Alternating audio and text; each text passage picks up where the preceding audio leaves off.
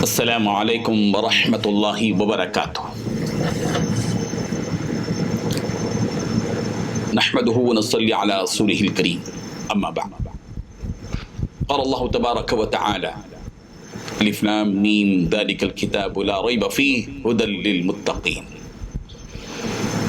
اس آیت کے ابتدائی جو مراحل ہیں ان کو بیان کیا جا چکا ہے کہ ذالک الکتاب لا ریب فیہ کا مطلب کیا ہے، حروف مقطعات کا مطلب کیا ہے۔ ھدی للمتقین، آج ہمارا موضوع ہے کہ قرآن مجید ہدایت نامہ ہے ان لوگوں کے لیے جو دلوں میں تقوی رکھتے ہیں، پرہیزگاری رکھتے ہیں۔ یاد رکھیے کہ دنیا میں جتنی کتابیں ہیں جو ہم مختلف زبانوں میں لوگوں کی طرف سے لکھے ہوئے دیکھتے ہیں، یہ کتابیں یا تو تاریخ کا مجموعہ ہے، یا تو اس میں سائنس سے متعلق ہوگا، جغرافیہ سے متعلق ہوگا، یا اس میں کسی اور ٹیکنالوجی کے سلسلے میں ہوگا، یا اور مختلف موضوعات پر جو کتابیں دینی اور دنیوی موجود ہیں۔ قرآن مجید اپنے اندر ایک اختصاص رکھتی ہے کہ قرآن مجید تمام کتابوں سے بالکل الگ تھلگ کتاب ہے۔ یہ تاریخ کا کوئی دفتر نہیں ہے، یہ واقعات کی ہی کتاب نہیں ہے، طبی اور ریاضی مسائل کا کوئی انسائکلوپیڈیا نہیں ہے یہ۔ اور یہ کتاب قرآن مجید دراصل دستور حیات ہے، ہدایت کا مجموعہ ہے، ایک کتاب ہدایت ہے۔ یہ سلسلہ وار مضامین لکھ دیے گئے اور دے دیے گئے ایسا نہیں ہے، بلکہ قرآن مجید کتاب ہدایت ہے اور دستور حیات ہے، مکمل اور مفصل نقشہ زندگی ہے۔ اس کتاب ہدایت سے صرف وہی لوگ استفادہ کر سکتے ہیں جن کے دلوں میں تقوی ہے، پرہیزگاری ہے۔ اس بات کو ذہن میں رکھنی چاہیے کہ قرآن مجید متقیوں کے لیے بھی ہدایت ہے اور لوگوں کے لیے بھی ہدایت ہے۔ ناس کا لفظ استعمال کیا، شہر رمضان الذی انزل فیہ القرآن، سورہ بقرہ کی آیت نمبر 185۔ اللہ تبارک و تعالیٰ نے فرمایا شہر رمضان الذی انزل فیہ القرآن، یہ رمضان ہی کا مہینہ ہے جس میں قرآن مجید کا نزول ہوا۔ ھدی للناس، لوگوں کے لیے ہدایت ہے، ھدی للمسلمین نہیں کہا گیا، ھدی للناس، ساری انسانیت کے لیے اس میں ہدایت ہے۔ ہم مسلمان کبھی غلط فہمی کا شکار نہ ہو کہ یہ کتاب ہماری کتاب ہے۔ ہم اپنے برادران وطن سے یہ بات کا اظہار کریں کہ بھائی یہ کتاب ہماری کتاب نہیں ہے، یہ آپ کی بھی کتاب ہے، یہ ہمارے لیے ہی اتری نہیں ہے، یہ آپ کے لیے بھی اتری ہے۔ یہ مت سمجھیے کہ یہ صرف مسلمانوں کی کتاب ہے، یہ کتاب آپ کی بھی کتاب ہے۔ آپ کو حق ہے اس کتاب کو لینے کا، اس کو پڑھنے کا، اس کو سمجھنے کا، اس میں غور و فکر کرنے کا اور ہدایت کو دیکھنے کا اس کتاب میں، اور ہدایت کی سیڑھیوں کو چڑھنے کے لیے اس کتاب کے استعمال کا آپ کو اختیار ہے۔ آپ لیجئے اس کتاب کو۔ ہماری بڑی غفلت ہے، لاپرواہی ہے قرآن مجید کے سلسلے میں کہ ایک تو یہ کہ ہم نے قرآن مجید کو اپنی ہدایت کا ذریعہ نہیں بنایا، ہم نے اس کتاب کو ہدایت کا ذریعہ نہیں بنایا۔ یہ ہدایت کی کتاب ہے، اس میں کیا کیا چیزیں موجود ہیں۔ وَلَقَدْ صَرَّفْنَا لِلنَّاسِ فِي هَذَا الْقُرْآنِ مِنْ كُلِّ مَثَلٍ، ہم نے ہر قسم کے عمدہ مضامین بیان کر دیے ہیں اس کے اندر۔ کیا چیز نہیں ہے، کون سی چیز نہیں ہے قرآن مجید میں؟ ہر چیز ہم نے قرآن مجید میں بیان کیا، حق کیا ہے، باطل کیا ہے، حلال کیا ہے، حرام کیا ہے، توحید کیا ہے، شرک کیا ہے، فسق و فجور کیا ہے، نفاق کیا ہے، ارتداد کیا ہے، حقائق کیا ہیں، ساری چیزوں کو بیان کیا ہے ہم نے۔ اس لیے اس کتاب کو پڑھو۔ ھدی للمتقین، متقیوں کے لیے کتاب۔ متقی کون ہے؟ تقوی والا، ڈرنے والا۔ چنانچہ حضرت عمر فاروق رضی اللہ عنہ نے حضرت ابی بن کعب سے پوچھا کہ تقوی کیا چیز ہے، تقوی کی حقیقت کیا ہے؟ تو حضرت ابی بن کعب نے پوچھا کہ تم نے کبھی کانٹے دار جھاڑیاں دیکھی ہیں؟ اور کانٹے دار جو جھاڑیاں ہوتی ہیں اس میں آدمی کیسے چلتا ہے؟ تو حضرت عمر فاروق نے فرمایا کہ آدمی اپنی دامن کو سمیٹ کر بچتے بچاتے آگے بڑھتا ہے۔ تو فرمایا کہ بالکل اسی طرح تقوی ہے، پرہیزگاری ہے کہ حرام سے، مکروہات سے، باطل سے بچتے بچاتے آگے بڑھنے کا نام تقوی ہے، پرہیزگاری ہے۔ اللہ تبارک و تعالی ہم سب کو تقوی والی روش اختیار کرنے کی اور اس قرآن مجید کو جو ہدایت والی کتاب ہے اس کو ہدایت کا ذریعہ بنانے کی توفیق عطا فرمائے۔ وآخر دعوانا ان الحمد للہ رب العالمین۔ اعوذ باللہ من الشیطان الرجیم بسم اللہ الرحمن الرحیم الذین یؤمنون بالغیب ویقیمون الصلاة ومما رزقناهم ينفقون والذین یؤمنون بما انزل الیک وما انزل من قبلک وبالآخرة هم یوقنون۔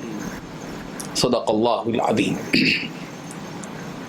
یہ دو آیتیں ہیں جن کی تلاوت کی گئی، آیت نمبر 3 اور 4۔ ان دو آیتوں میں اللہ تبارک و تعالیٰ نے متقیوں کے اوصاف بیان کیے کہ متقی آخر کون ہے، تقوی والے کون ہیں۔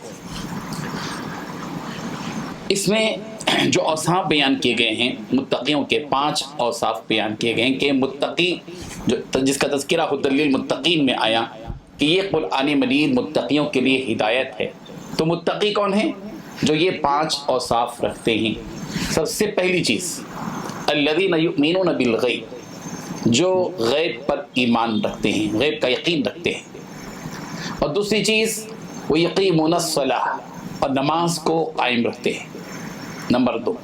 اور نمبر 3 ومما رزقناہم ینفقون، جو کچھ ہم نے ان کو دیا اس میں سے خرچ کرتے ہیں۔ اور نمبر 4 والذین یؤمنون بما انزل الیک وما انزل من قبلک، وہ لوگ ہیں متقی جو کہ آپ سے پہلے جو چیزیں اتری، آپ کی طرف جو چیزیں اتری اس پر بھی ایمان رکھتے ہیں، یعنی قرآن مجید، اور آپ سے پہلے جو نبیوں پر اتارا گیا اس پر بھی ایمان رکھتے ہیں، تورات، زبور، انجیل اور مختلف انبیاء کے جو صحیفے وغیرہ ہیں ان ساری چیزوں پر ایمان رکھتے ہیں، نمبر 4۔ اور نمبر 5 وبالآخرۃ ھم یوقنون، اور جو آخرت کا یقین رکھتے ہیں۔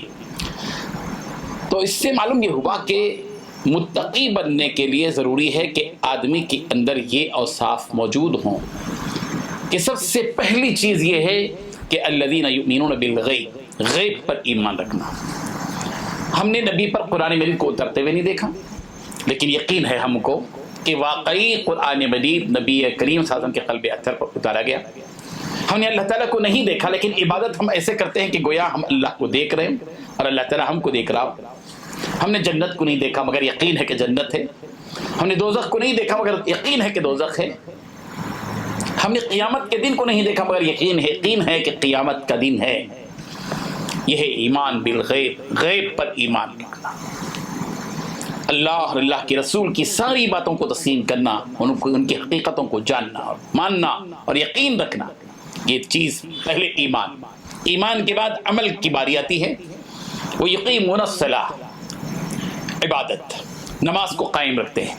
اور عبادت 2 قسم کی، مالی اور بدنی۔ بدنی عبادت میں نماز آ گئی، یقیمون الصلاۃ، اور مالی عبادت میں مما رزقناہم ینفقون آ گیا۔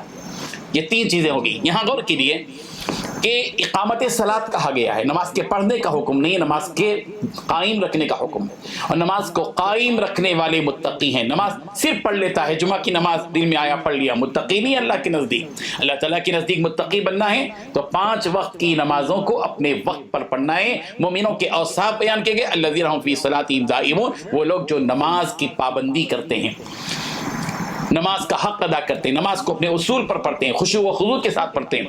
یہ اور پھر وَمِمَّا رَزَقْنَاهُمْ يُنْفِقُونَ میں یہ بات بتائی گئی کہ متقی بننے کے لیے یہ بھی ضروری ہے کہ آدمی اپنا مال خرچ کرے، صرف نماز پڑھ لے کافی نہیں ہے، متقی بننے کے لیے ضروری ہے کہ وہ اپنا مال بھی، اور یہاں اللہ تعالیٰ نے یہ بات بتائی کہ وَمِمَّا رَزَقْنَاهُمْ يُنْفِقُونَ، ہم نے جو تم کو دیا اس میں سے خرچ کرو، یہ جو تمہارے پاس مال ہے تمہارا نہیں ہے، ہم نے تم کو دیا ہے جبھی تو تم خرچ کرتے ہو۔ وَمِمَّا رَزَقْنَاهُمْ يُنْفِقُونَ، اور اس کے بعد جو چیز بیان کی گئی، چوتھی چیز بیان کی گئی، وَالَّذِينَ يُؤْمِنُونَ بِمَا أُنزِلَ إِلَيْكَ وَمَا أُنزِلَ مِن قَبْلِكَ، ہم جو ایمان لاتے ہیں صرف قرآن مجید پر نہیں، قرآن مجید پر بھی ہمارا ایمان ہے، اور قرآن مجید سے پہلے نبیوں پر جو کچھ کے اتارا گیا اس پر بھی ایمان ہے۔ تو اس سے معلوم یہ ہو کہ اسلام اپنے اندر اتنی وسعت رکھتا ہے کہ وہ صرف نبی کریم صلی اللہ علیہ وسلم پر اتری ہوئی وحی اور ان کی اس کتاب پر ایمان کا حکم نہیں دیتا، وہ حکم دیتا ہے کہ اپنے اندر وسعت رکھتا ہے، کشادگی رکھتا ہے کہ وہ آپ سے پہلے جو پیغمبر گزرے ہیں اور ان پر جو چیزیں اتری ہیں ان پر بھی ایمان لے آؤ۔ یہود کا معاملہ یہ نہیں تھا، یہود صرف ان کے نبی پر اتری ہوئی کتاب کو مانتے تھے، حضرت موسیٰ پر اتری ہوئی تورات کو، اور نصارہ صرف انجیل کو تسلیم کرتے تھے، تورات کو تسلیم نہیں کرتے تھے۔ لیکن اسلام آیا، رحمت کا پیغام لے آیا، اور اس نے حکم دیا اپنے ماننے والوں کے کہ تم نبی رحمت حضرت محمد رسول اللہ صلی اللہ علیہ وسلم پر اتری ہوئی کتاب پر بھی ایمان لاؤ، اور اس سے پہلے جو کتابیں آسمانی اتری ہیں اور صحیفے اترے ہیں ان پر بھی ایمان لے آؤ۔ اور آخری چیز جو متقیوں کے اوصاف ہے، اور یہاں ایک بات اور اہم ہے، وما انزل من قبلک سے ختم نبوت کا ثبوت ملتا ہے، وہ یہ ہے کہ اللہ تعالیٰ نے یہ فرمایا کہ جو آپ کی طرف نازل کی گیا اور آپ سے پہلے نازل کیے گا اس پر ایمان رکھتے ہیں۔ اس کا مطلب یہ ہے کہ آپ کے بعد کوئی وحی نہیں آئے گی، اور اگر آپ کے بعد بھی وحی کا سلسلہ ہوتا تو وہ ما ينزل من بعد کہا جا سکتا کہ جو کچھ کہ آپ کے بعد نازل کیا جا رہا ہے اس پر بھی ایمان لا۔ چونکہ قرآن مجید نے ہالٹ کر دیا، اسٹاپ کر دیا ہے وما انزل من قبلک وما انزل من قبلک اور بما انزل الیک، آپ کی طرف جو نازل کیا گیا اور آپ سے پہلے، آپ کے بعد کوئی چیز نازل ہونے والی نہیں ہے۔ وحی کا سلسلہ مسدود اور بند کر دیا گیا، دروازہ بند کر دیا گیا۔ اور پھر آخری چیز بیان کی گئی وہ بالآخرۃ هم یوقنون، آخرت کا یقین دل کے اندر پیدا ہونا چاہیے۔ اللہ تبارک و تعالیٰ ان متقیوں کے جو اوصاف بیان کیے گئے ہیں ان باتوں کو سمجھنے کی اور ان 5 اوصاف کو اختیار کرنے کی توفیق عطا فرمائے۔ وآخر دعوانا ان الحمد للہ رب العالمین۔ اعوذ باللہ من الشیطان الرجیم، بسم اللہ الرحمن الرحیم۔ اولئک علی ھدی من ربہم واولئک ھم المفلحون۔ یہ سورہ بقرہ کی 5ویں آیت ہے جس کی تلاوت کی گئی۔ سورہ بقرہ کی 3 اور 4 آیت میں جو باتیں بتائی گئی تھیں کہ متقی وہ لوگ ہیں جو غیب پر ایمان رکھتے ہیں، نماز کو قائم رکھتے ہیں، اللہ کی راہ میں خرچ کرتے ہیں، اور نبیوں پر اتری ہوئی کتابوں پر ایمان رکھتے ہیں اور آخرت کا یقین رکھتے ہیں۔ یہ 5 متقیوں کے اوصاف بیان کیے جانے کے بعد اللہ تعالیٰ نے ایک فیصلہ کیا ہے اس آیت میں، خوشخبری ہے اس آیت میں، وہ یہ کہ اولئک علی ھدی من ربہم، یہی لوگ، کون لوگ؟ وہ لوگ جو غیب پر ایمان رکھتے ہیں، نماز کو اپنی زندگی میں قائم رکھتے ہیں، قضا نہیں کرتے اور اللہ کی راہ میں خرچ کرتے ہیں، بخل نہیں کرتے، اور اللہ کے نبی پر، آخری نبی پر، ان سے پہلے نبیوں پر اتری ہوئی چیزوں پر ایمان لاتے ہیں، ایمان رکھتے ہیں، آخرت کا یقین رکھتے ہیں۔ جو لوگ یہ اوصاف رکھتے ہیں، اولئک، ایسے ہی لوگ، علی ھدی، ہدایت پر ہیں، من ربہم، ان کے رب کی طرف سے، وَأُولَئِكَ، اور یہی لوگ ہیں جو ہم المفلحون، کامیاب ہیں، یہی لوگ کامیاب ہیں۔ اس آیت میں اللہ تبارک و تعالیٰ نے 2 سندیں دی ہیں، سرٹیفکیٹس دی ہے اللہ تبارک و تعالیٰ نے۔ دنیا میں یونیورسٹیز کی جانب سے سرٹیفکیٹس جاتی ہیں، ڈاکٹر کو سرٹیفکیٹ دی جاتی ہے، انجینئر کو سرٹیفکیٹ دی جاتی ہے، آرکیٹیکٹ کو سرٹیفکیٹ دی جاتی ہے، سی اے کو سرٹیفکیٹ دی جاتی ہے، وکیل کو سرٹیفکیٹ دی جاتی ہے، بیرسٹر کو وہ سرٹیفکیٹ دی جاتی ہے۔ یہ تو دنیا کی سرٹیفکیٹیں ہیں۔ ایک اللہ ہے جو اپنے بندوں کو سرٹیفکیٹ عطا کرتا ہے، اور یہ عرضی سرٹیفکیٹ نہیں، یہ سطحی اور زمینی سرٹیفکیٹ نہیں، یہ آفاقی اور آسمانی سرٹیفکیٹ ہے جو رب العالمین دیتے ہیں۔ کیا سرٹیفکیٹ دیتے ہیں؟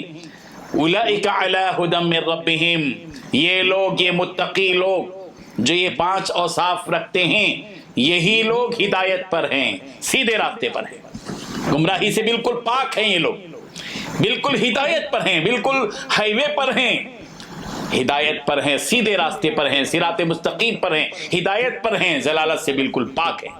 ایک سرٹیفکیٹ تو یہ اللہ تعالیٰ نے دی، اور پھر دوسری سرٹیفکیٹ اللہ تبارک و تعالیٰ نے ان لوگوں کے حق میں یہ دی کہ اولئک ھم المفلحون، اور یہی لوگ کامیاب ہیں۔ مفلح کامیاب کے معنی میں آتا ہے، مفلحون اس کی جمع ہے، اولئک، اور ایسے ہی لوگ، یہی لوگ، وَأُولَئِكَ هُمُ الْمُفْلِحُونَ، اور یہی لوگ کامیاب ہیں۔ تو کامیابی کی سرٹیفکیٹ اللہ تبارک و تعالیٰ نے دی ہے۔ اس کا مطلب یہ ہے کہ جو اس دنیا کے اندر غیب پر ایمان رکھتا ہے، نماز کو قائم کرتا ہے اور اللہ کی راہ میں خرچ کرتا ہے، نبیوں پر ایمان، نبیوں پر اتاری جانے والی چیزوں پر ایمان رکھتا ہے، آخرت کا یقین رکھتا ہے، یہ کامیاب آدمی ہے۔ اور اس کا مطلب یہ نکلا کہ جو آدمی اس دنیا میں باوجود کہ حسین ہو، جمیل ہو، اور بہت لمبا ترنگا ہو، طویل القامت ہو، اور قوی الجثہ ہو، اور بہت نیک نام ہو، اور بہت اس کی شہرت ہو، اور بہت بڑا مالدار ہو، لیکن اگر یہ اوصاف اس کے پاس نہیں ہے، سب کچھ ہونے کے باوجود اس کو ناکام ہے۔ کامیابی کی سرٹیفکیٹ خداوند قدوس کی طرف سے نہیں مل سکتی۔ اللہ تبارک و تعالی ہمیں اس حقیقت کو سمجھنے کی توفیق عطا فرمائے۔ وآخر وآخر دعوانا ان الحمد للہ رب العالمین۔ اعوذ باللہ من الشیطان الرجیم، بسم اللہ الرحمن الرحیم۔ ان الذین کفروا سواء علیہم أأنذرتهم أم لم تنذرهم لا يؤمنون ختم الله على قلوبهم وعلى سمعهم وعلى أبصارهم غشاوة ولهم عذاب عظيم صدق الله العظيم۔ یہ آیت سورہ بقرہ کی ہے، سورہ بقرہ کی یہ 7ویں آیت ہے۔ اللہ تبارک و تعالیٰ نے اس میں کافروں کے سلسلے میں بیان کیا۔ نبی کریم حضرت محمد رسول اللہ صلی اللہ علیہ وسلم کے زمانے میں جو یہودی تھے، جن کو سب کچھ معلوم تھا کہ حق کیا ہے، باطل کیا ہے، لیکن اس کے باوجود عناد، سرکشی، ضد، ہردرمی، انانیت کی وجہ سے انہوں نے انکار کیا نبی کا، کفر کیا۔ ان کافروں کے سلسلے میں اللہ تبارک و تعالیٰ نے ایک فیصلہ کن حقیقت بیان فرمائی۔ وہ کیا ہے؟ ان الذین کفروا، ترجمہ سنیے اس کا، ان الذین، بے شک وہ لوگ جنہوں نے کفروا، کفر کیا، سواء، اے پیارے پیغمبر، برابر ہے کہ علیہم، ان کے اوپر برابر ہے کہ انذرتہم، کہ آپ ان کو ڈرائیں، ام لم تنذرہم، یا ان کو آپ نہ ڈرائیں۔ آپ کا ڈرانا، آپ کا نہ ڈرانا، دونوں کے دونوں سواؤن، برابر ہے۔ حقیقت یہ ہے، فیصلہ کن بات یہ ہے کہ یہ ظالم لوگ، یہ سرکش لوگ لا یؤمنون، مستقبل میں ان کے بارے میں کوئی امکان نہیں ہے کہ یہ ایمان لے آئیں گے، لا یؤمنون، یہ ایمان نہیں لائیں گے۔ اور دوسری حقیقت جو اللہ تبارک و تعالیٰ نے ان کے بارے میں بیان فرمائی، وہ فیصلہ کن حقیقت یہ ہے کہ ختم اللہ، اللہ تعالیٰ نے مہر لگا دی۔ ختم کے معنی ختم، مہر لگایا۔ ختم اللہ، اللہ تعالیٰ نے مہر لگا دی ہے، کس پر؟ علی قلوبہم، ان کے دلوں پر۔ قلب کی جمع ہے قلوب، علی قلوبہم، ان کے دلوں پر۔ ختم اللہ علی قلوبہم، اللہ تعالیٰ نے مہر لگا دی ہے ان کے دلوں پر۔ اور پھر اتنا ہی نہیں، وعلی سمعہم، ان کے کانوں پر بھی مہر لگا دی ہے۔ اور پھر وعلی سمعہم وعلی ابصارہم غشاوہ، اور ان کے کانوں میں اور ان کی آنکھوں میں پردہ ڈال دیا ہے۔ وَلَهُمْ عَذَابٌ عَظِيمٌ، اور ان کے لیے بڑا عذاب ہے۔ اللہ تبارک و تعالیٰ نے ان کافروں کے سلسلے میں صاف صاف طور پر بتلا دیا کہ ان کے دلوں مہر لگانا۔ مہر کب لگائی جاتی ہے؟ مہر لگانے کا مطلب یہ ہے کہ اب اندر کوئی چیز داخل نہیں ہو سکتی۔ آپ نے لفافہ تیار کیا، ایک جو ہے باکس تیار کیا، اور ایک اس کو جو ہے مہر لگا دی۔ اس کا مطلب ہے کہ اس کے بعد کوئی سیل لگا دینا، جیسے کہ حکومت کی طرف سے بھی کسی گھر کو سیل لگا دی جاتی ہے۔ سیل لگانے کا مطلب کیا ہوتا ہے؟ اس کا مطلب ہے کہ اب کوئی اندر جا نہیں سکتا۔ بالکل اسی طرح اللہ تبارک و تعالیٰ نے وہی لفظ استعمال کیا کہ اللہ تعالیٰ نے کافروں کے دلوں پر مہر لگا دی ہے۔ اب دل کے اندر ان کے ایمان نہیں جا سکتا، اب ان کے کانوں کے اندر ایمان کی بات نہیں رہ سکتی، اور ان کی آنکھوں کے اندر سے ایمان، جو دو راستے ہیں سننے اور دیکھنے کے، جن کے ذریعے سے آدمی دل سے متاثر ہوتا ہے، اللہ تعالیٰ نے ان راستوں کو بھی بند کر دیا، دل کو بھی بند کر دیا، دل پر بھی مہر لگا دی، پردہ ڈال دیا ہے ان کے کانوں پر، ان کی آنکھوں پر۔ وَلَهُمْ عَذَابٌ عَظِيمٌ، اور آخری حتمی فیصلہ یہ ہے کہ ان کافروں کے لیے بڑا عذاب ہے، بڑا عذاب ہے، چھوٹا عذاب نہیں، عذاب عظیم ہے، بہت بڑا عذاب اللہ تبارک و تعالیٰ دے۔ بہرحال اس میں اللہ تبارک و تعالیٰ نے جو بات بتائی ہے قابل غور ہے۔ یہ شکر ادا کرنا چاہیے کہ اللہ تعالیٰ نے ہم سب کو ایمان کی دولت عطا کی ہے۔ اگر ہمارے دلوں کے اندر کفر ہوتا تو پتہ نہیں ہمارے دل بھی جو ہے ایسے ہو جاتے، اس قابل ہو جاتے کہ ان پر مہر لگا دیا جائے۔ اللہ تعالیٰ کی اس نعمت پر شکر ادا کرنا چاہیے کہ اللہ تبارک و تعالیٰ نے ہم سب کو ایمان سے نوازا ہے۔ دعا کرتے رہنا چاہیے کہ اللہ تعالیٰ اسی ایمان پر ہم سب کا خاتمہ فرما دے۔ وآخر دعوانا ان الحمد للہ رب العالمین۔ اعوذ باللہ من الشیطان الرجیم، بسم اللہ الرحمن الرحیم۔ ومن الناس من يقول آمنا بالله وباليوم الآخر وما هم بمؤمنين يخادعون الله والذين آمنوا وما يخدعون إلا أنفسهم وما يشعرون في قلوبهم مرض فزادهم الله مرضا ولهم عذاب أليم بما كانوا يكذبون صدق الله العظيم۔ پچھلی آیات میں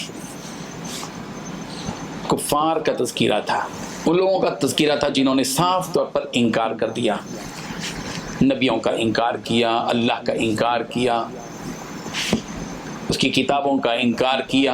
یہ تو بالکل صاف طور پر لوگ تھے، کھرے کافر۔ اس کے بعد اللہ تبارک و تعالی مسلسل 13 آیتوں میں منافقوں کے سلسلے میں بیان کر رہے ہیں۔ جن 3 آیتوں کی میں نے تلاوت آپ کے سامنے کی ہے، یہ سورہ بقرہ کی آیت نمبر 7، آیت نمبر 8 اور آیت نمبر 9۔ ان 3 آیتوں میں اللہ تبارک و تعالیٰ نے کیا بیان فرمایا ہے؟ اللہ تعالیٰ فرماتے ہیں وَمِنَ النَّاسِ، اور لوگوں میں لوگوں میں بعض ایسے ہیں جو من یقول، جو یہ کہتے ہیں کہ آمنا باللہ، ہم اللہ پر ایمان لے آئے، وبالیوم الآخر، اور آخرت کے دن پر بھی ایمان لے آئے، لیکن حقیقت یہ ہے جس کو اللہ تعالیٰ بیان کر رہے ہیں کہ وما ہم بمؤمنین، وہ مومن ہرگز نہیں ہیں، وہ مومن نہیں۔ یخادعون اللہ، یہ اللہ کے ساتھ دغا بازی کر رہے ہیں، والذین آمنوا، اور ان لوگوں کے ساتھ بھی دغا بازی کر رہے ہیں جو ایمان لے آئے، اور حقیقت یہ ہے یہ اللہ کو کیا دھوکہ دیں گے، یہ ایمان والوں کو کیا دھوکہ دیں گے؟ وما یخدعون الا انفسهم، یہ دھوکہ نہیں دے رہے ہیں مگر اپنے آپ کو دھوکہ دے رہے ہیں، اپنے آپ کو دھوکہ دے رہے ہیں، یہ کسی اور کو دھوکہ نہیں دے رہے ہیں۔ وما یشعرون، اور ان کو اس کا شعور نہیں ہے، ان کو اس کا احساس تک نہیں ہے کہ یہ کس کو دھوکہ دے رہے ہیں۔ اتنے نکمے قسم کے لوگ ہیں کہ خود ان کو نہیں معلوم کیا ہے، یہ سمجھ رہے ہیں کہ یہ اللہ تعالیٰ کو دھوکہ دے رہے ہیں، یہ سمجھ رہے ہیں کہ یہ ایمان والوں کو دھوکہ دے رہے ہیں۔ یہ تو حقیقت میں اللہ کو یا ایمان والوں کو نہیں بلکہ خود اپنے آپ کو دھوکہ دے رہے ہیں۔ نبی کریم حضرت محمد رسول اللہ صلی اللہ علیہ وسلم کے زمانے میں جہاں یہودی تھے، نصارہ تھے، کفار و مشرکین تھے، ویسے ہی منافقین بھی تھے۔ ایک خاص طبقہ تھا جس کی اسپیشلٹی یہ تھی، جس قوم کی، جو منافقوں کی اس جماعت کی، کہ یہ دل میں تو کفر رکھتے تھے، دل میں کچھ ایمان نہیں تھا، لیکن سامنے ظاہر کرتے تھے اپنے ایمان کو کہ ہم مسلمان ہیں، مسلمانوں کے ساتھ رہتے تھے، کچھ نماز بھی پڑھ لیا کرتے تھے، اندھیرے کی نماز غائب کر دی اور اجالے کی نماز پڑھ لی، لوگوں میں ظاہر کرنے کے لیے تو مومن و مسلمان کی طرح رہتے تھے، لیکن حقیقت میں وہ کافر تھے، مسلمان نہیں تھے۔ اللہ تبارک و تعالیٰ نے ان کی پول کھولی ہے یہاں پر کہ لوگوں میں سے بعض ایسے ہیں جو کہتے تو ہیں کہ ہم اللہ پر ایمان لے آئے، آخرت پر ایمان لے آئے، لیکن حقیقت تو یہ ہے کہ وما ہم بمؤمنین، وہ مومن نہیں ہیں۔ یخادعون اللہ والذین آمنوا، یہ اللہ کو اور ایمان والوں کو کے ساتھ دغا بازی کر رہے ہیں، اور لیکن وما یخدعون الا انفسهم، نتیجے کے اعتبار سے حقیقت یہ ہے کہ یہ دھوکہ نہیں دیتے، یہ دغا بازی نہیں کرتے، مگر اپنے آپ کو ہی دھوکہ دے رہے ہیں، اپنے آپ کے ساتھ دغا بازی کر رہے ہیں۔ وما یشعرون، ان کو اس کا علم ہی نہیں ہے۔ اور فیصلہ کن حقیقت اللہ تعالیٰ نے بعد میں بیان کر دی، فی قلوبہم مرض، ان کے دلوں میں بیماری ہے، نفاق کی بیماری ہے، نفاق کی بیماری۔ بیماری صرف جو ہے بواسیر یا جو ہے کڈنی کا فیل ہونا، یا اور جو ہے پیٹ میں درد ہو جانا، یا اٹیک ہو جانا، یا کینسر ہو جانا، یہی بیماری نہیں ہے، تو جسمانی بیماریاں، روحانی بیماری بھی ہوتی ہے۔ وہ بیماری کیا ہے؟ نفاق، دل میں کچھ دو رخی پالیسی، یہ نفاق ہے، یہ نفاق، یہ بھی ایک بہت بڑی بیماری ہے۔ فی قلوبہم مرض، ان کے دلوں میں، قلوب قلب کی جمع ہے، فی قلوبہم، ان کے دلوں میں، ان منافقوں کے دلوں میں مرض، بیماری ہے۔ اور جب ان کے دل کے اندر یہ بیماری پیدا ہوئی، فزادہم اللہ مرضا، اللہ نے ان کی بیماری کو اور اضافہ کر دیا، اللہ نے ان کی بیماری میں مزید اضافہ کر دیا۔ وَلَهُمْ عَذَابٌ عَلِيمٌ، اور ان کے لیے دردناک عذاب ہے، بِمَا كَانُوا يَكْذِبُونَ، اس لیے کہ وہ جھٹلاتے ہیں اللہ کے نبی کو جھٹلاتے ہیں، دین کو جھٹلاتے ہیں، اللہ کو جھٹلاتے ہیں، اللہ کی کتابوں کو جھٹلاتے ہیں، آخرت کو جھٹلاتے ہیں، ان کے اس جھٹلانے کی وجہ سے ان پر دردناک عذاب ہوگا۔ کسی بھی آدمی کے منافق ہونے کے سلسلے میں دو باتیں ہیں کہ کیسے پہچانا جائے کہ یہ منافق ہے۔ نبی کریم صلی اللہ علیہ وسلم کے زمانے میں جو منافق تھے، ان کے منافق ہونے کے بارے میں ایک طریقہ یہ تھا کہ ان کے منافق ہونے کے بارے میں کیسے معلوم ہو کہ منافق ہیں؟ اللہ تعالیٰ کی طرف سے وحی آتی تھی اور بتلایا جاتا تھا نبی کو کہ فلاں آدمی جو بظاہر آپ کے سامنے نماز پڑھتا ہے، دکھلاتا ہے، بظاہر یہ سمجھ میں آتا ہے کہ مسلمان، حقیقت یہ ہے کہ مسلمان نہیں ہے تو منافق ہے۔ نبی کو اطلاع دے دی جائے، ظاہر بات ہے کہ یہ راستہ تو بند ہو گیا، اللہ کے نبی صلی اللہ علیہ وسلم نہیں رہے، وحی کا سلسلہ ختم ہو گیا۔ اب دوسرا طریقہ جس سے آدمی کے منافق ہونے کو پہچانا جائے وہ یہ ہے کہ اس کا عمل بتلائے، اس کا قول بتلائے کہ وہ منافق ہے۔ وہ اپنے قول سے اور اپنے عمل سے جو کہتا ہے اس سے سمجھ میں آ جاتا ہے کہ وہ واقعی منافق ہے۔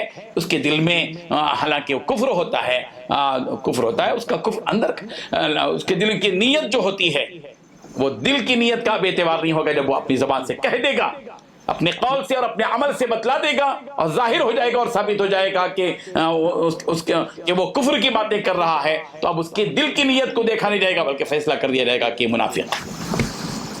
اللہ تبارک و تعالی نفاق کی اس بیماری سے ہم سب کی حفاظت فرمائے۔ وآخر دعوانا ان الحمد للہ رب العالمین۔ اعوذ باللہ من الشیطان الرجیم، بسم اللہ الرحمن الرحیم۔ وَإِذَا قِيلَ لَهُمْ لَا تُفْسِدُوا فِي الْأَرْضِ قَالُوا إِنَّمَا نَحْنُ مُصْلِحُونَ أَلَا إِنَّهُمْ هُمُ الْمُفْسِدُونَ وَلَكِنْ لَا يَشْعُرُونَ وَإِذَا قِيلَ لَهُمْ آمِنُوا كَمَا آمَنَ النَّاسُ قَالُوا أَنُؤْمِنُ كَمَا آمَنَ السُّفَهَاءُ ألا إنهم هم السفهاء ولكن لا يعلمون وإذا لقوا الذين آمنوا قالوا آمنا وإذا خلوا إلى شياطينهم قالوا إنا معكم إنما نحن مستهزئون الله يستهزئ بهم ويمدهم في طغيانهم يعمهون صدق الله العظيم۔ اس آیت میں، ان آیات میں جن کی تلاوت کی گئی، اللہ تبارک و تعالیٰ نے منافقوں کی دو رخی پالیسی کو بتلایا ہے اور ان کے دلوں کے اندر کے اس فساد کو اور بگاڑ کو بتلایا ہے جس بگاڑ کی وجہ سے وہ فساد مچاتے ہیں۔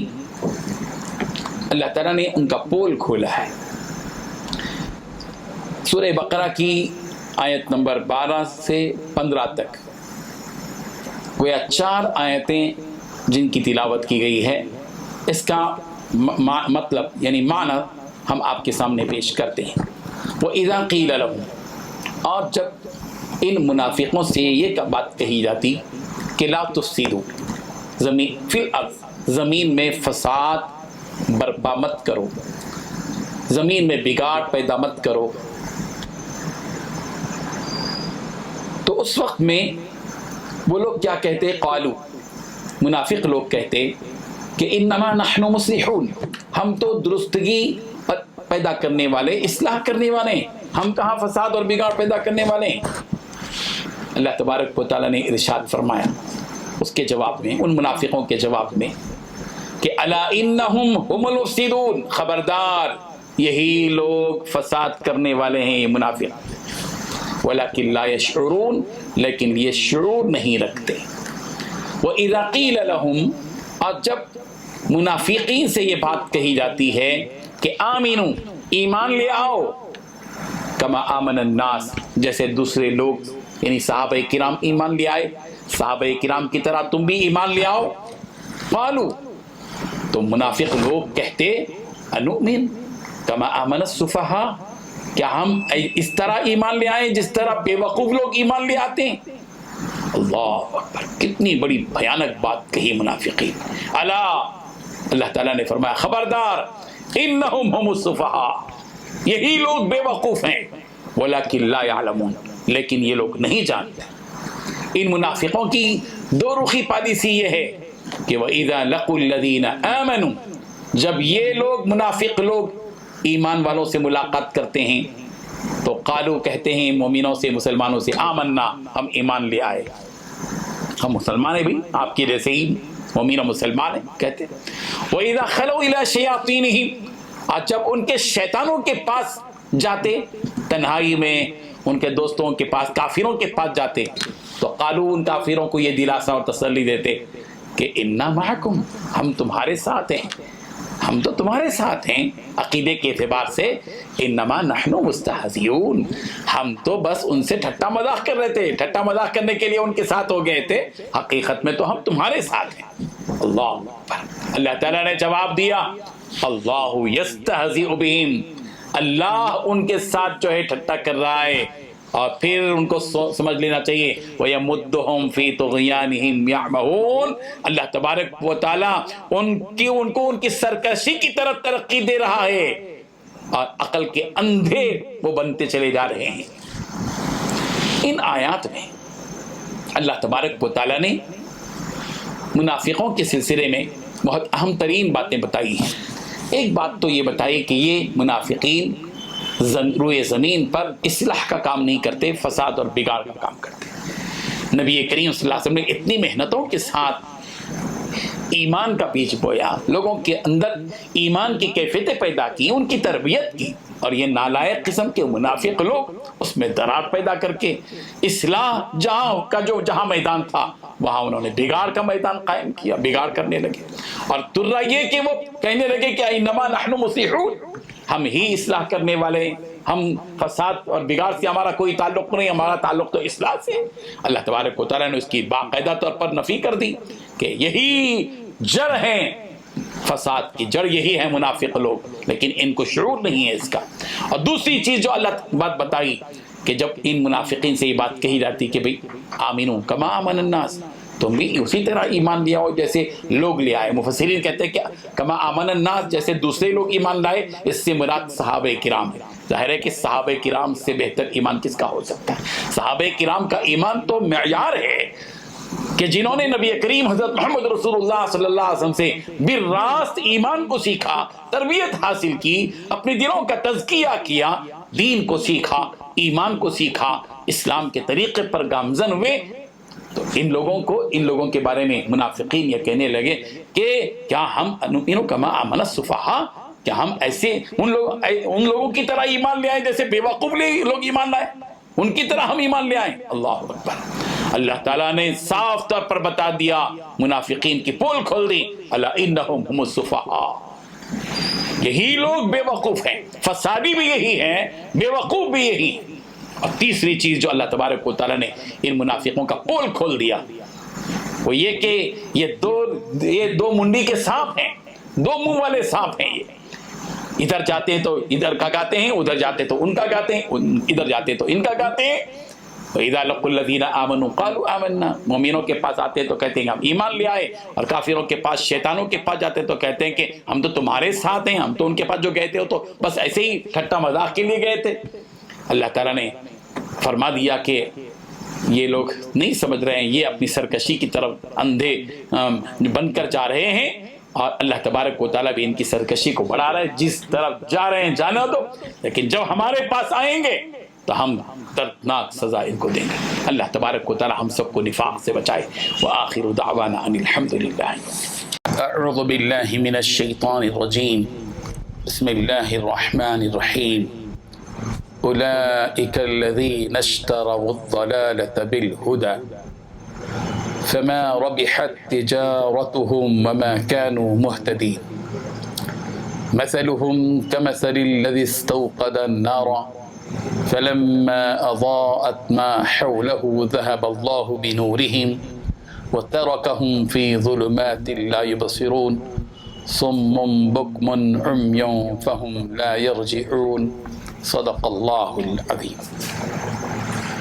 حاضرین و ناظرین، پچھلی آیات میں منافقوں کی یہ صفت بیان کی گئی تھی کہ وہ لوگ جب مسلمانوں سے ملاقات کرتے ہیں تو کہتے ہیں کہ ہم تمہارے ساتھ ہیں، اور پھر کافروں کے پاس جاتے ہیں تو ان کی حامی حامی لاتے ہیں۔ ان مشرکوں کی اس خبیث عادت کی وجہ سے کہ جو دو رخی پالیسی انہوں نے اختیار کی، اللہ تعالیٰ نے ان منافقوں کے سلسلے میں یہ بات بتائی کہ اولئک، یہی ہیں وہ منافق لوگ، الذین، جو کہ اشتروا الضلالۃ، گمراہی کو خرید لیا، بالہدا، ہدایت کے مقابلے میں۔ ان منافقین نے ہدایت کو بیچ کر ضلالت اور گمراہی کو خرید لیا۔ فما ربحت تجارتہم، ان کی تجارت نے، ان کی سودے بازی نے ان کو کچھ بھی نفع نہیں دیا۔ وما كانوا مهتدین، اور وہ ہدایت یافتہ بھی نہیں ہیں، ہدایت سے محروم اور کورے ہیں یہ منافقین۔ اولئک الذین اشتروا الضلالۃ بالہدی فما ربحت تجارتہم وما كانوا مهتدین، یہی ہیں وہ لوگ جنہوں نے گمراہی کو ہدایت کے مقابلے میں خرید لیا اور ان کی تجارت نے ان کو کچھ بھی نفع نہیں دیا، اور وہ ہدایت یافتہ بھی نہیں ہیں، ہدایت پانے والے نہیں ہیں۔ اس حقیقت کو بیان کرنے کے بعد اللہ تبارک و تعالیٰ نے منافقوں کی دو مثالیں دی ہیں۔ ایک مثال آج ہم بیان کرتے ہیں، اور پھر اگلی مثال کو، جو دوسری مثال ہے، انشاءاللہ اگلے سبق میں آپ کے سامنے پیش کریں گے۔ منافقوں کی جو پہلی مثال ہے، وہ منافق ہیں جو بالکل ہی اندر اسلام کے سلسلے میں عناد، بغض رکھتے تھے۔ ان کے دل میں ذرہ برابر بھی ایمان سے کوئی ان کی رغبت نہیں تھی، کوئی رشتہ ایمان کا ان سے نہیں تھا، لیکن زبان سے بہت اچھی باتیں بتاتے تھے۔ ان منافقوں کی مثال اللہ تبارک و تعالیٰ نے یہ بیان کی ہے۔ مثلهم كمثل الذي استوقد النار فلما أضاءت ما حوله ذهب الله بنورهم وتركهم في ظلمات لا يبصرون صم بكم عمي فهم لا يرجعون۔ مثلهم، ان لوگوں کی مثال، كمثل الذي، اس شخص کی طرح ہے جس نے استوقد نارا، آگ جلائی۔ مثلهم، ان لوگوں کی مثال، کمثل الذی، اس شخص کی طرح ہے، یعنی ان منافقوں کی مثال شخص کی طرح ہے جس نے استوقد نارا، آگ جلائی، فلما اضاءت ما حولہ، فلما، پس جب، اضاءت، اس آگ نے روشن کر دیا، ما حولہ، اپنے ارد گرد کو، اپنے اطراف کو، اپنے ماحول کو، فلما اضاءت ما حولہ ذهب اللہ بنورہم، اللہ تبارک و تعالی ان کے نور کو ختم کر دیا، لے گیا اللہ تبارک و تعالیٰ ان کا نور، ان کے اس روشنی کو اللہ تبارک و تعالیٰ نے ختم کر دیا، بجھا دیا۔ وَتَرَكَهُمْ فِي ظُلُمَاتٍ، اور ان کو اندھیری میں چھوڑ دیا، اندھیرے میں چھوڑ دیا، اس طور پر کہ فَهُمْ لَا يُبْصِرُونَ، یہ دیکھ نہیں پاتے۔ صُمٌّ بُكْمٌ عُمْيٌ، یہ منافقین کیا ہیں؟ سمن، بہرے ہیں، بکمن، گونگے ہیں، عمیون، اندھے ہیں، لا یبصرون، یہ دیکھ نہیں پاتے۔ اللہ فہم لا یرجعون، سمن بکمن عمیون، یہ بہرے ہیں، گونگے ہیں، اندھے ہیں، فہم لا یرجعون، اب یہ لوٹ کر نہیں آ سکتے ایمان کی طرف۔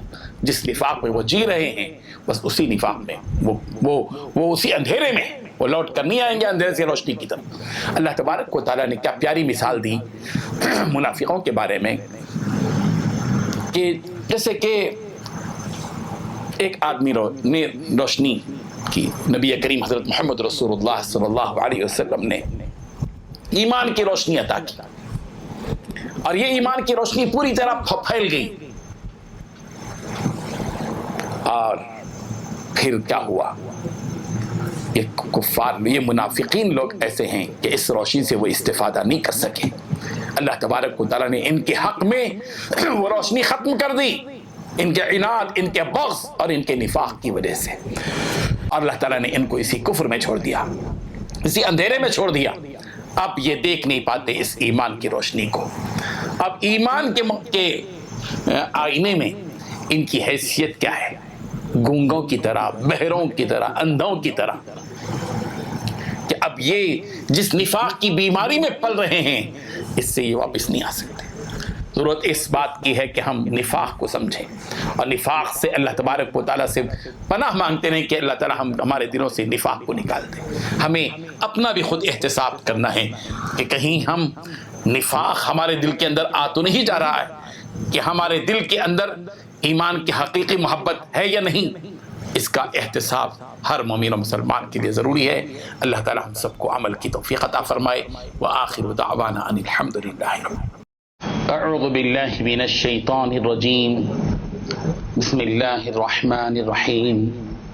او کصیب من السماء فیہ ظلمات ورعد وبرق يجعلون أصابعهم في آذانهم من الصواعق حذر الموت والله محيط بالكافرين يكاد البرق يخطف أبصارهم كلما أضاء لهم مشوا فيه وإذا أظلم عليهم قاموا ولو شاء الله لذهب بسمعهم وأبصارهم إن الله على كل شيء قدير.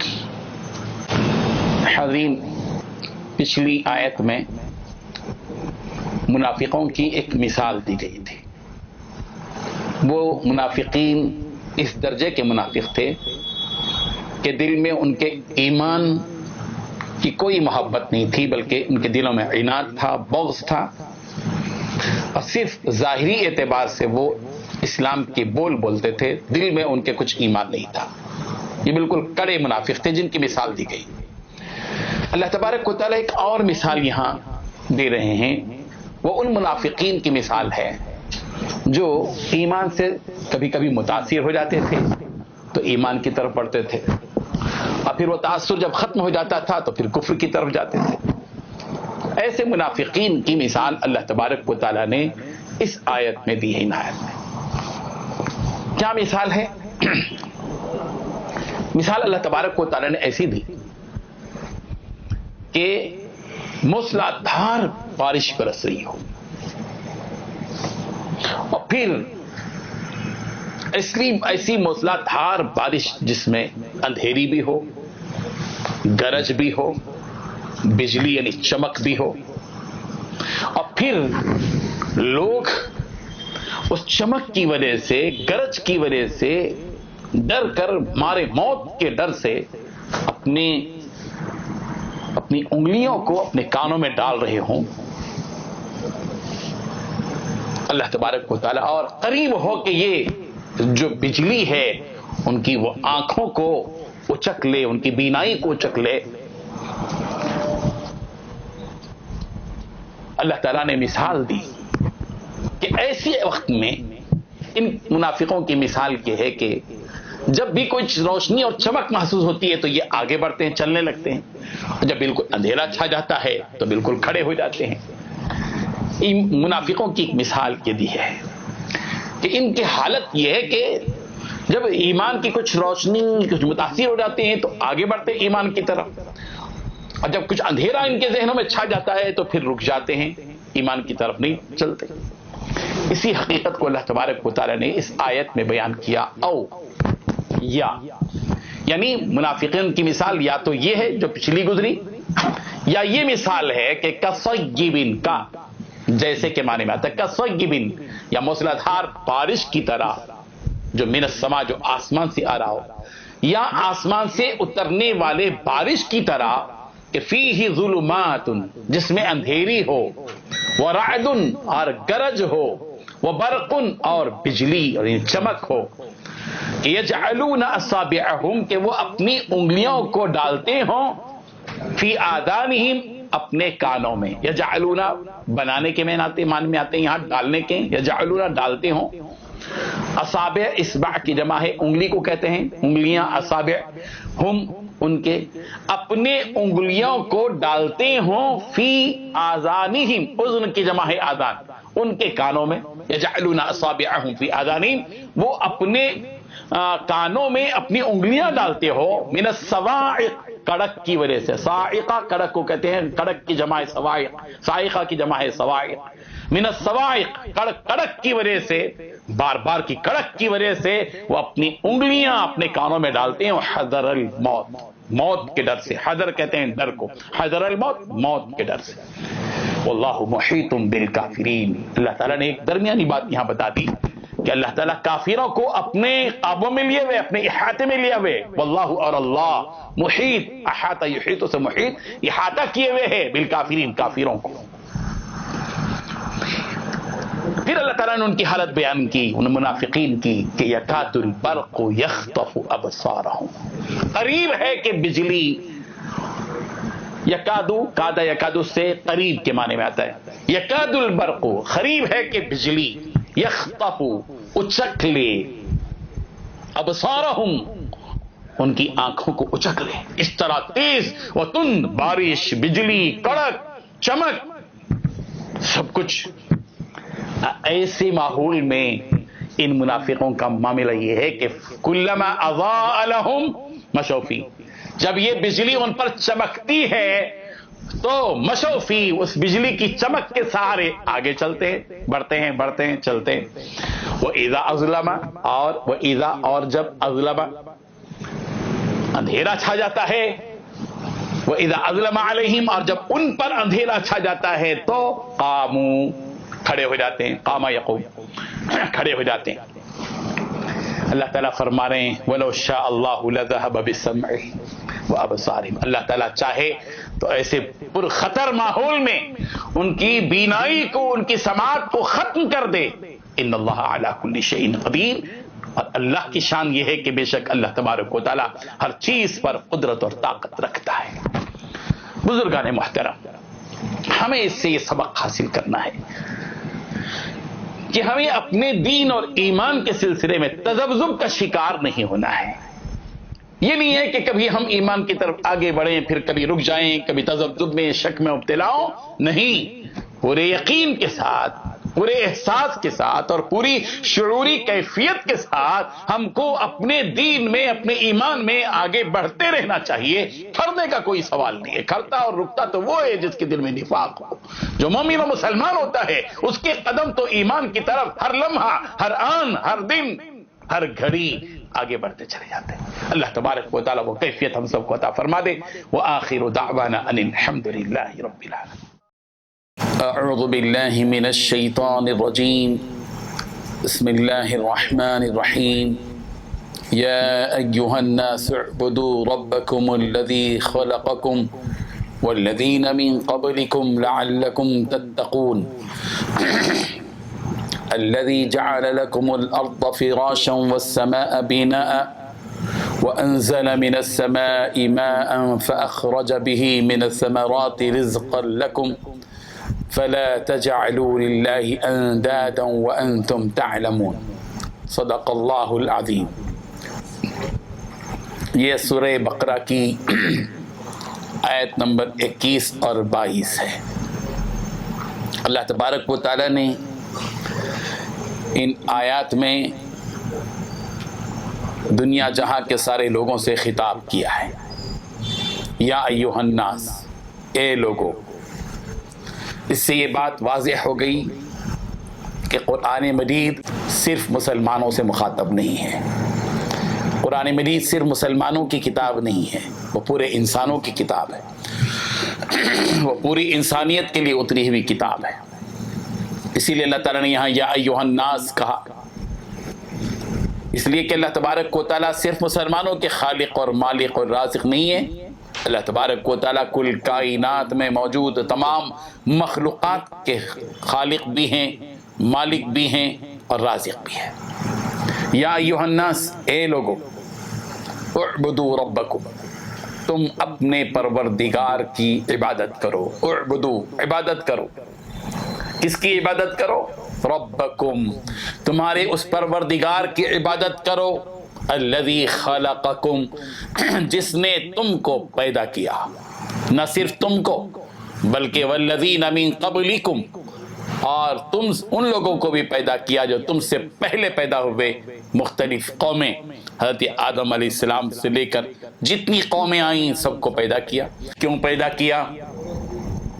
لعلکم تتقون تاکہ تم متقی بن جاؤ، اور ایک معنی یہ ہے کہ تاکہ تم اللہ کے عذاب سے بچ جاؤ، اور دونوں میں تضاد نہیں ہے معنی میں، اس لیے کہ جب آدمی عذاب سے بچنے والی چیزوں سے بچے گا تو متقی ہوگا، جو متقی ہوگا تو ظاہر ہے کہ عذاب سے بچے گا۔ کون ہے وہ اللہ جس کی عبادت کا حکم دیا جا رہا ہے، جس نے تمہارے اوپر کیا کیا انعامات اور احسانات کیے ہیں؟ الذی وہ خدا جس نے جعل لکم الارض فراشا، جعل بنایا لکم تمہارے لیے، الارض زمین کو، فراشا بچھونا، وہ رب ذوالجلال جس نے تمہارے لیے زمین کو بچھونا بنا دیا، جس پر جیسے چاہے لیٹو، جیسے چاہے چلو، جیسے چاہے سو جاؤ، جیسے چاہے آرام کرو، چاہے جیسے چاہے زندگی بسر کرو، اٹھنا بیٹھنا چلنا پھرنا تمہارا اسی بچھونے پر، اسی زمین پر ہے۔ والسماء بناء اور آسمان کو، والسماء اور آسمان کو بنایا، بناء چھت بنا دیا، بہترین قسم کا چھت، ایک ایسا چھت جس میں کوئی پلر نہیں، ستون نہیں۔ اور پھر اتنا ہی نہیں کہ زمین اور آسمان بنا کر تم کو ایسے ہی چھوڑ دیا، بلکہ تمہاری بقا کے اللہ تعالیٰ نے اسباب پیدا کیے۔ کیا اسباب؟ کہ وَأَنزَلَ مِنَ السَّمَاءِ مَاءً، وَأَنزَلَ اور اتارا، برسایا، مِنَ السَّمَاءِ آسمان سے، مَاءً پانی برسایا، وَأَنزَلَ مِنَ السَّمَاءِ مَاءً اور آسمان سے پانی برسایا۔ پھر کیا ہوا؟ فَأَخْرَجَ بِهِ مِنَ الثَّمَرَاتِ، فَأَخْرَجَ پھر نکالا، بِهِ اس زمین سے، اس پانی کے ذریعے سے نکالا، من الثمرات مختلف قسم کے پھل، رزقا لکم تمہارے رزق کے طور پر، تمہاری غذا کے طور پر۔ جب اس رب نے تم کو پیدا کیا، تم کو پیدا کرنے سے پہلے تم سے پہلے لوگوں کو پیدا کیا، پھر تمہارے لیے زمین کو بچھونا بنایا، پھر آسمان کو چھت بنایا، تمہارے لیے بارش برسانے کا انتظام کیا، پھر اس سے پھل پیدا کیے، پھر تم کو رزق دیا ہر قسم کا۔ اے لوگو، اتنا سب کچھ کرنے کے باوجود تم اس خالق حقیقی اور مالک حقیقی اور رازق حقیقی کو چھوڑ کر کس کی عبادت کر رہے ہو؟ چھوڑو۔ فلا تجعلوا للہ اندادا، تم اللہ کے ہم پلہ کسی اور کو مت بناؤ۔ اللہ کے سامنے جس طرح سجدہ کرتے ہو اس طرح کسی اور کے سامنے سجدہ مت کرو، جس طرح اللہ کی عبادت کرتے ہو وہی ایک معبود برحق ہے، اس کو چھوڑ کر کسی اور کی عبادت مت کرو۔ وانتم تعلمون، اور تم کو علم دیا گیا ہے اس کا، تم کو معلوم ہے۔ حاضرین کرام، ان دو آیات میں ایک تو لفظ عبادت استعمال کیا گیا ہے۔ عبادت کس کو کہتے ہیں؟ عبادت، اعبدو، اللہ کہہ رہے ہیں عبادت کرو۔ آدمی سمجھتا ہے کہ عبادت کے معنی صرف نماز پڑھنے کے نہیں ہیں۔ عبادت کیا ہے؟ اپنی پوری طاقت مکمل فرما برداری میں صرف کرنا۔ اپنی اللہ تعالیٰ نے جو طاقت ہم کو دی ہے، اس طاقت کو اللہ کی فرما برداری میں استعمال کرنے کا نام عبادت ہے، اور خوف اور عظمت کے پیش نظر اللہ تعالیٰ کی نافرمانی سے بچنا، اس کو کہتے ہیں عبادت۔ یہ ہے اللہ تعالیٰ کی عبادت۔ اور رب، اعبدوا ربکم، تم اپنے پروردگار کی عبادت کرو۔ رب کون ہے؟ رب حقیقت میں پروردگار ہے، وہ پالنہار ہے، جو عبادت کا مستحق ہے، وہ ذات جو انسان کی پرورش کی کفالت کرتی ہے، جس پروردگار نے ایک ناپاک قطرے کو اتنی ترقی دی کہ اس کو ایک مکمل انسان بنا کر کھڑا کر دیا، جس میں جسمانی طاقت بھی ہے، ذہنی طاقت بھی ہے، جس میں وہ پیارا دل بھی ہے جو فیصلے کرتا ہے، جس میں وہ پیارا دماغ بھی ہے جو سوچتا اور سمجھتا ہے، جس میں آنکھ ہے، جس میں بصارت ہے، جس میں کان ہے، جس میں سماعت کی قوت ہے، جس میں زبان ہے، جس میں بولنے کی اور چکھنے کی صلاحیت ہے۔ کہ وہ چیزیں جو اللہ نے پیدا کی ہیں، یہ ہے کون؟ تمہارا پروردگار۔ یہاں اللہ تبارک و تعالیٰ نے الذی خلقکم والذین من قبلکم کہا، جس نے تم کو پیدا کیا اور تم سے پہلے لوگوں کو، لیکن یہ نہیں کہا کہ والذین من بعدکم، جس نے تمہارے بعد والوں کو پیدا کیا۔ بعد کا تذکرہ کیوں نہیں ہے؟ دراصل الذین من قبلکم سے پوری وہ قومیں آ گئیں جو پہلے کی ہیں، اور جس نے تم کو پیدا کیا سے مراد یہ امت محمدیہ ہے، اور بعدکم کا لفظ اس لیے استعمال نہیں کیا کہ اس امت محمدیہ کے بعد کوئی امت نہیں ہے، یہ آخری امت ہے۔ لعلکم تتقون، یہ تتقون کیا ہے؟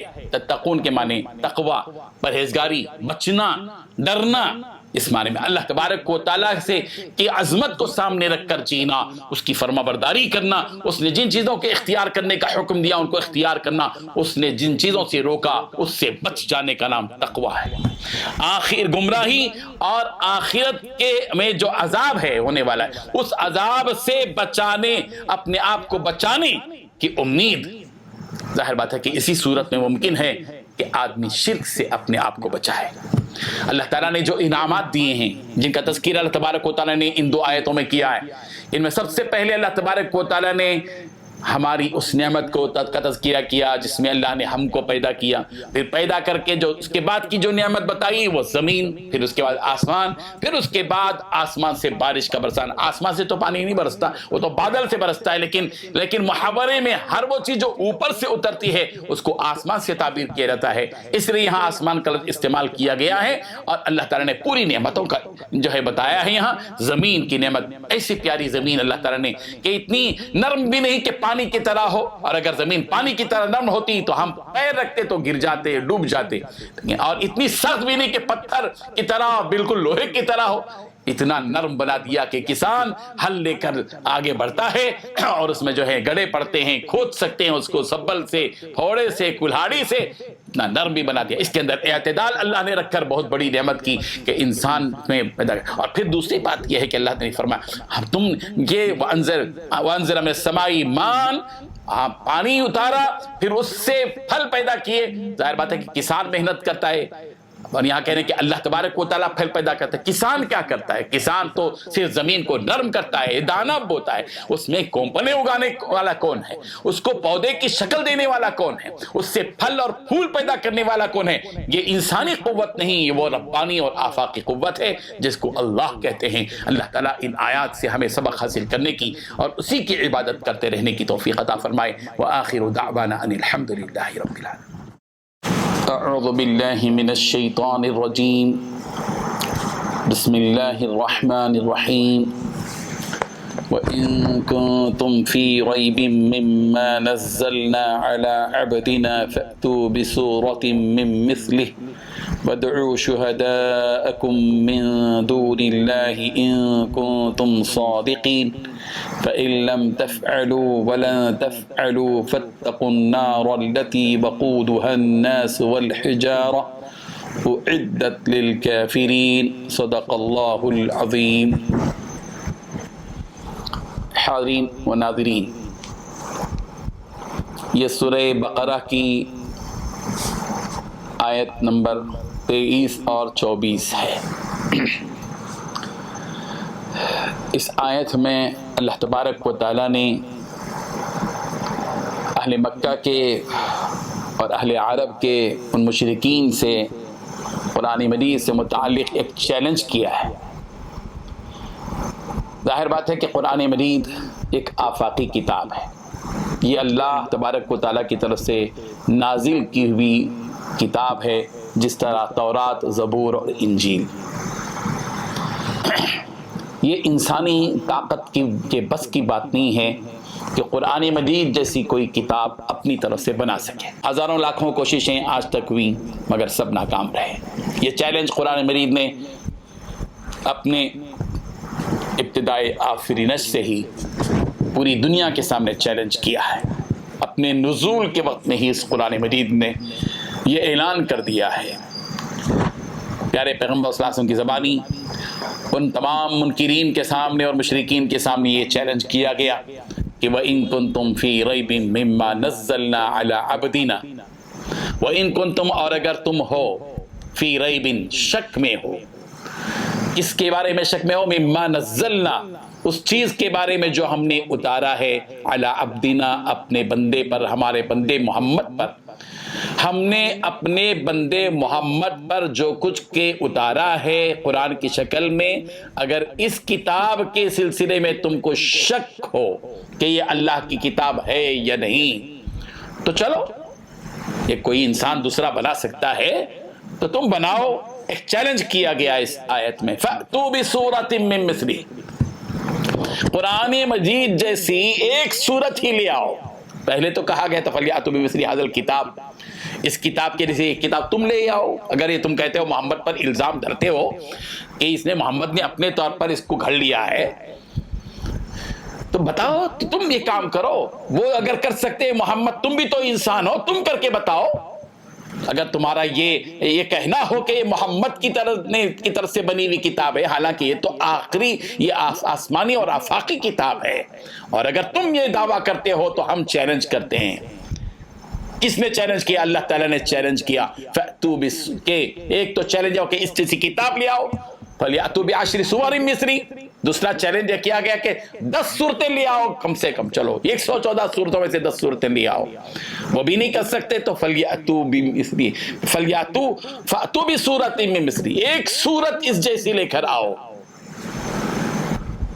اس کے بعد بھی ایک بات کہی گئی، فَلْيَأْتُوا بِمِثْلِ هَذَا الْحَدِيثِ، اس جیسی ایک بات تو لے کر آؤ۔ قرآن مجید کی پوری صورت نہیں، ابھی صورت ان کا لفظ استعمال کیا گیا، کوئی صورت، چاہے وہ قل هو اللہ احد والی اتنی ہی صورت کیوں نہ ہو، انا اعطیناک الکوثر والی صورت ہی کیوں نہ ہو، کوئی بھی ایک صورت، ضروری نہیں کہ سورہ بقرہ یا آل عمران یا سورہ مائدہ یا سورہ اعراف جیسی آیتیں صورتیں لے کر آؤ، چھوٹی سی کوئی صورت بھی لے کے آؤ۔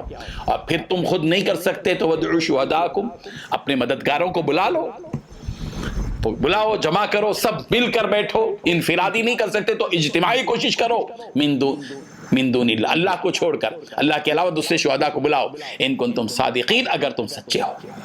فَإِن لَمْ تَفْعَلُوا، اور اگر یہ کام تم کر نہیں سکے، نہیں کر سکے اگر تم یہ کام، اور پھر اللہ نے خود فرما دیا وَلَن تَفْعَلُوا، تمہارے بس کی بات نہیں ہے، تمہاری سکت میں نہیں ہے، تمہاری قوت میں یہ بات نہیں ہے، تمہاری صلاحیتوں کی میں یہ سے کام ہو نہیں سکتا، وَلَن تَفْعَلُوا، اور تم ہرگز قیامت تک کر نہیں پاؤ گے۔ اس لیے فَاتَّقُوا النَّارَ الَّتِي وَقُودُهَا النَّاسُ وَالْحِجَارَةُ، اے لوگو ڈرو، اگر تم اس کتاب کا انکار کرو گے، اس کتاب کے ساتھ تم اس قسم کا بھونڈا مذاق کرو گے، تو فَاتَّقُوا النَّارَ، اس آگ سے ڈرو، اس آگ سے ڈرو جہنم کی، الَّتِي وَقُودُهَا النَّاسُ وَالْحِجَارَةُ، جس آگ کا ایندھن کیا ہے؟ کوئلہ نہیں، جس کا ایندھن، جس آگ کو اللہ تپائیں گے، دوزخ کی آگ کو جلائیں گے، وہ کیا ہے؟ انسان اور جن کی وہ پوجا کرتے تھے، پتھر وغیرہ، یہ سب اس میں جلیں گے، ان کو اعدت للکافرین، اور یہ دوزخ تیار کی گئی ہے کافروں کے لیے، نہ ماننے والوں کے لیے، انکار کرنے والوں کے لیے۔ قرآن مجید ایک لازوال نعمت ہے، اور ایک ایسا چیلنج ہے کہ اس جیسی فصیح اور بلیغ کتاب کوئی انسان بنا نہیں پائے گا۔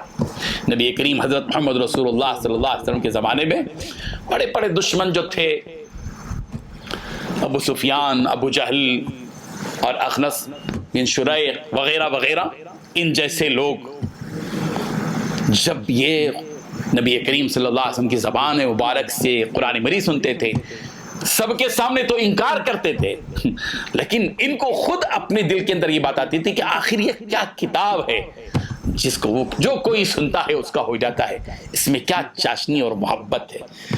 چنانچہ علامہ سیوطی نے خصائص کبریٰ میں بیہقی کے حوالے سے یہ واقعہ نقل کیا ہے کہ ابو جہل اور ابو سفیان اور اخنس بن شریق، یہ تینوں کے تینوں ایک رات میں جو ہے حضور صلی اللہ علیہ وسلم کے جہاں تلاوت کرتے تھے وہاں دیواروں پہ چھپ کے رات کے اندھیرے میں کھڑے ہو کر رات بھر سنتے رہے، رات بھر۔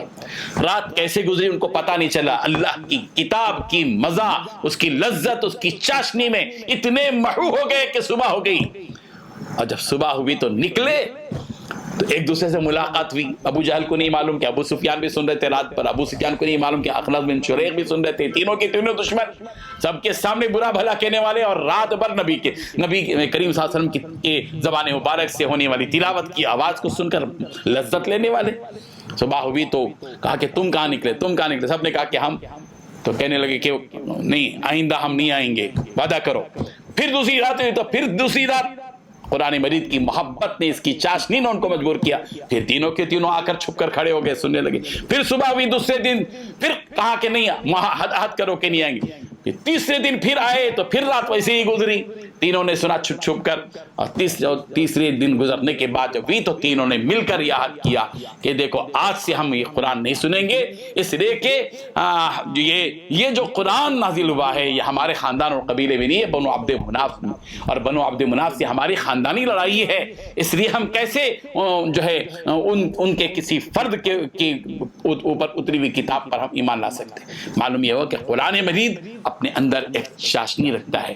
افسوس کی بات ہے کہ مسلمانوں کے پاس اتنی پیاری کتاب موجود ہے مگر اس کتاب سے ہم بہت دور ہو چکے ہیں۔ اللہ تعالی ہم کو اس کتاب کو سمجھنے کی، پڑھنے کی، اور اس کی چاشنی کو محسوس کرنے کی توفیق عطا فرمائے۔ وآخر دعوانا ان الحمدللہ۔ اعوذ باللہ من الشیطان الرجیم، بسم اللہ الرحمن الرحیم۔